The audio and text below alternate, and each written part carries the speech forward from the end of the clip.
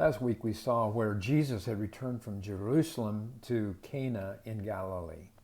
The people of Galilee welcomed him because they had witnessed all the miracles that he had performed while he was in Jerusalem during the Passover feast. A royal official from Capernaum heard that Jesus was in Cana, so he traveled there to see if Jesus would heal his son who was near death. Jesus simply told him, "Go, your child will live." The man believed Jesus at his word and he returned to his home to find his son healed. Today we're going to be studying John chapter 5 verses 1 through 11, and we're going to skip down and also look at 16 through 18. Let's begin by reading verses 1 and 2.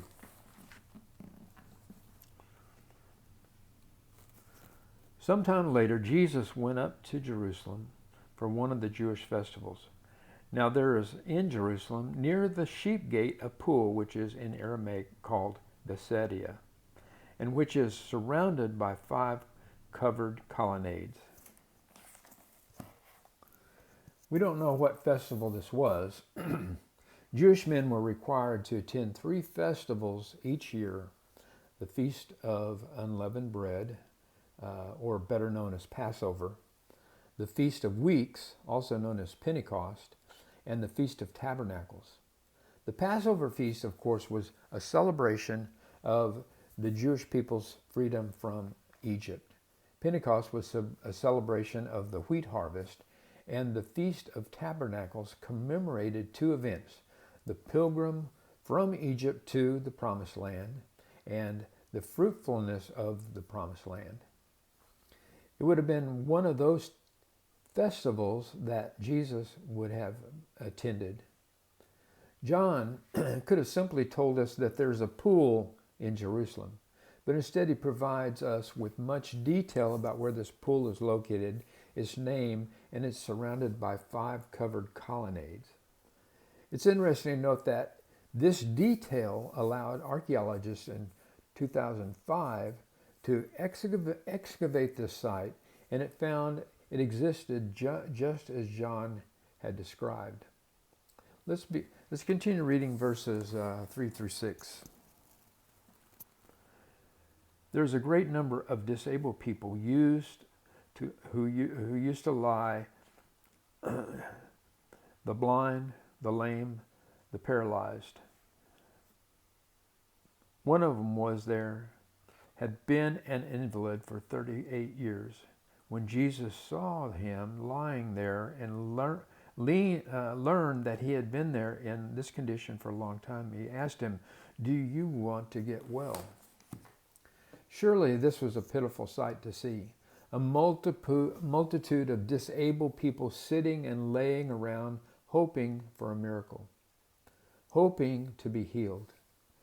There was the belief that the first one in the water, when the water was stirred, would be healed.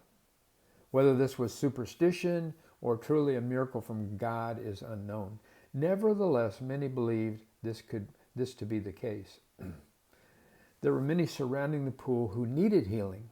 Why didn't they turn to Jesus, who had the ability to heal them? They were blinded by the reality of the one who stood before them. They were so focused on the healing from the pool that they missed the one who had the power to heal them instantaneously. When we get sick, we often are like those who fail to come to the great healer. When we have a physical need, we first try a pill or we go to the doctor. If that doesn't work, then we may go to a specialist. Now, don't get me wrong, there's nothing wrong with going to the doctor. God can use doctors to facilitate healing.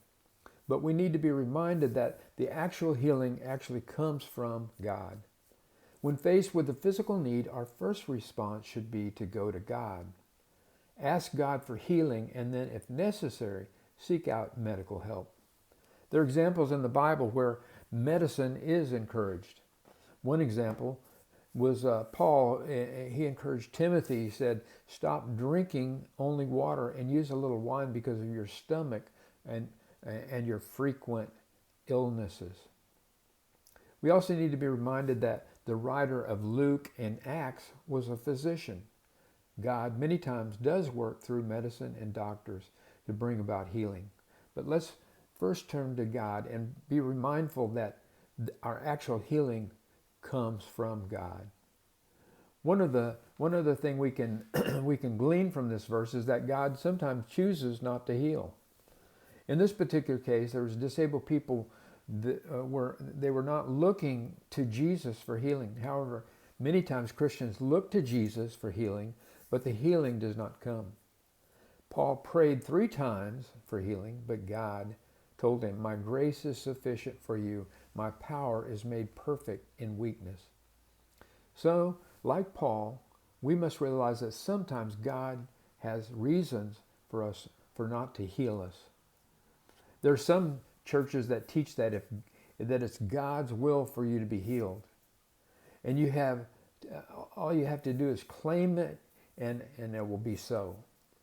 If it doesn't happen, then there must be something wrong with your faith. You don't have enough faith. This false teaching does a disservice to those who are truly hurting. In verse 4, we see Jesus singles out one man. He had a paralysis for 38 years. Due to his condition, he was unable to get to the water quickly. He was unable to get to the water ahead of the others who were more capable. Why did Jesus single him out? Perhaps he had lost faith in ever being able to be healed. Jesus knew that not every sick person wants to be healed, and that some are so discouraged that they put away all hopes of being healed. Jesus asked him, "Do you want to get well?" He asked him that in order to build his faith. The invalid responds, "I have no one to help me into the pool when the water is stirred. While I am trying to get in, someone else gets down ahead of me." Jesus tells him, "Get up, pick up your mat, and walk." And once the man was cured, he picked up his mat and he walked. It's easy to imagine that the man's first reaction was, "I can't do that. Why even try?" Yet something wonderful prompted this man to say, "If this man tells me to do it, I will try." Jesus guided the man towards a response of faith. The man believed the great healer, and he acted in faith. And as a result, he was healed. Let's continue reading verses 10 and 11.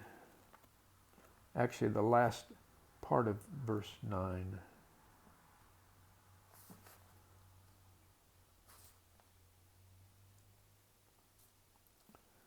The day on which this took place was a Sabbath. And so the Jewish leaders said to the man who had been healed, "It is the Sabbath. The law forbids you to carry your mat." But he responded, The man who made me well said to me, "Pick up your mat and walk." Excuse me. This is a problem. This was a problem for the Jewish leaders. This was an affront to the Jewish traditions. Their interpretation of honoring the Sabbath to keep it holy had taken a totally different meaning than what was originally intended. Jewish tradition forbid anything that might be interpreted as work.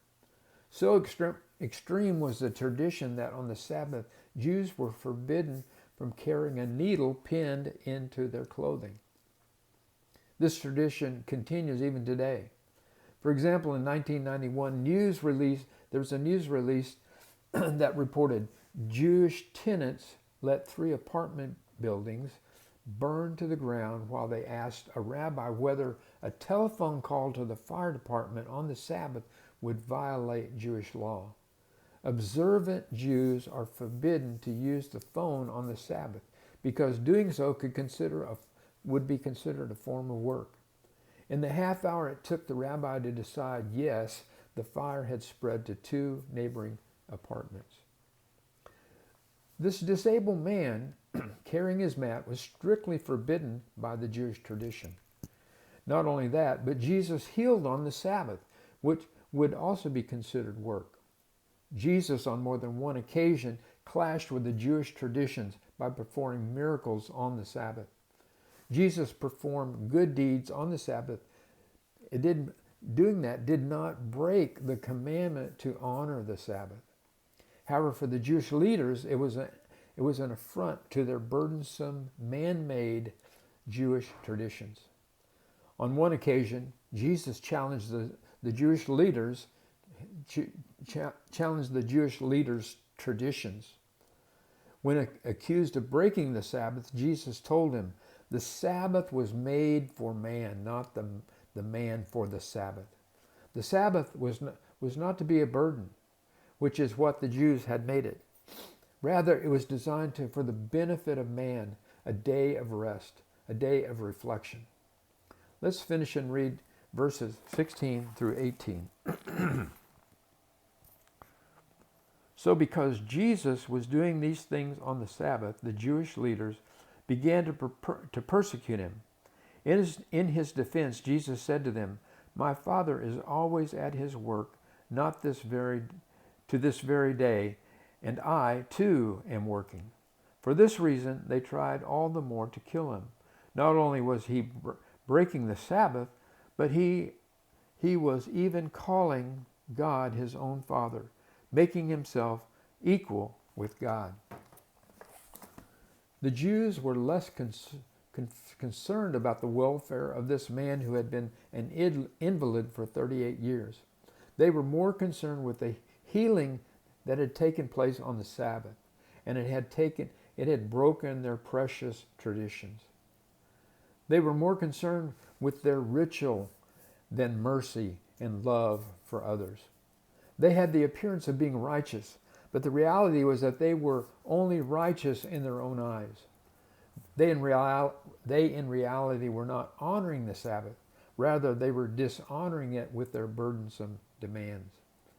Not only were the Jews outraged by Jesus' healing on the Sabbath, but they were also angry at Jesus about the statement that he made, "My Father is always at work to this very day, and I too am working." By Jesus making this comment, he was in effect stating that he and God were equal. By telling them this, the point he was making was that the Sabbath was necessary for man, not God. God does not rest. He's always working. Thus, Jesus as well was always at work, even on the Sabbath. Jesus' behavior so angered the Jewish leaders that they would not rest until they could silence him. 18 months later, they finally accomplished their goal and had him crucified. There are those today in the Christian community that place restrictive regulations on believers when it comes to honoring the Sabbath. It's important to remember that the Sabbath was created for man, not man was created for the Sabbath. To honor the Sabbath is to set aside a day to reflect on the goodness of God and his blessings. Furthermore, we should not be so consumed with our work that we don't take time to refresh ourselves. Let's honor the Sabbath in a way that God had intended.